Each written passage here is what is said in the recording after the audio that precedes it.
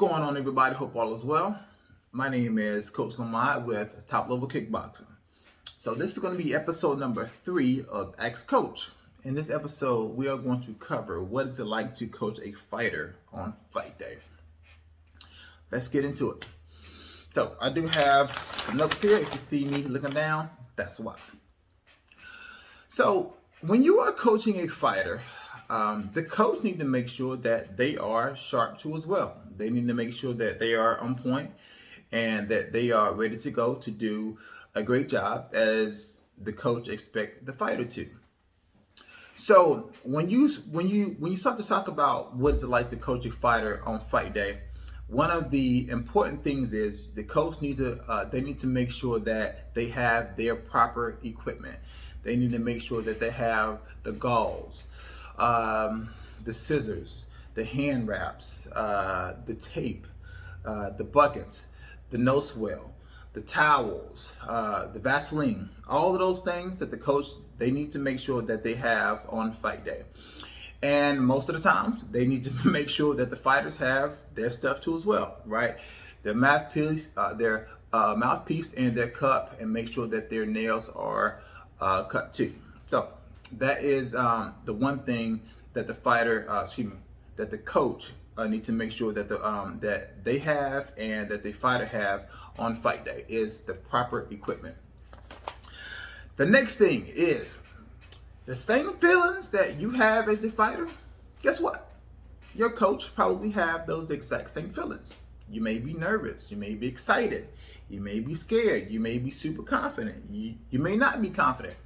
Those same feelings and emotions, your coach probably have those exact same feelings, except for the coaches, not to say that they're not allowed to show them, but in my opinion, the coach should be the calmness in the storm, right? It's obviously, fighting is dangerous, right? It's a lot of pressure. So you have, the fighter is already feeling a certain way. In my opinion, that coach should be that a voice of reason in that time. So those same feelings that you have as a fighter, your coach has those exact same too as well. All right, the next thing, this is probably the most difficult part in being a coach, or at least one of them, is that when you coach a fighter on fight day, during the fight, the coach has to make sure that they understand and process information as it is happening. This is going to be a really important part, and it's actually really difficult if you don't know how to do it. Because you have somebody fighting, you have somebody that you actually care about, you have somebody's, to a certain extent, life in your hands. So as a coach, as before, we need to make sure that we are sharp too as well. We have to make sure that we see what's going on, that we understand it, and that we're processing it, and that we can explain it to the fighters in a certain way, in a heightened situation, that they can understand it. Every coach is different. Some coaches, they tend to just kind of, blurt out a lot of instructions and stuff like that during their 1 minute break. For me personally, that's not my thing. I like to let them, kind of sit and breathe for a second, and then I'll give them slow instructions. But again, those slow instructions, they have to be simple. But again, the coach has to be able to understand and to process information as it's happening, and then be able to, relay that, to the fighter. So that is another thing about a coach on fight day or during the fight. The next thing is that the coach have to deal with the win or loss, as the fighter do too as well, but they have to in a different way.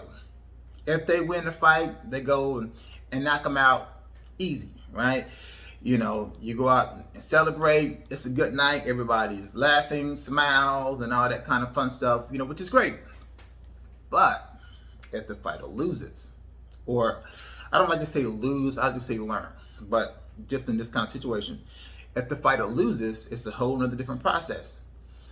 How do you try to get their spirits up after a loss, especially if it's a bad one, right? How do you as a coach try to navigate that, and then try to be encouraging, but also try to not criticism, because after a fight, one of the worst things in my opinion, hey, listen, you didn't do this, you didn't do this. No, it's not about that, right? At this point, let's make sure that the fighters are safe first, that they're okay, so on and so on.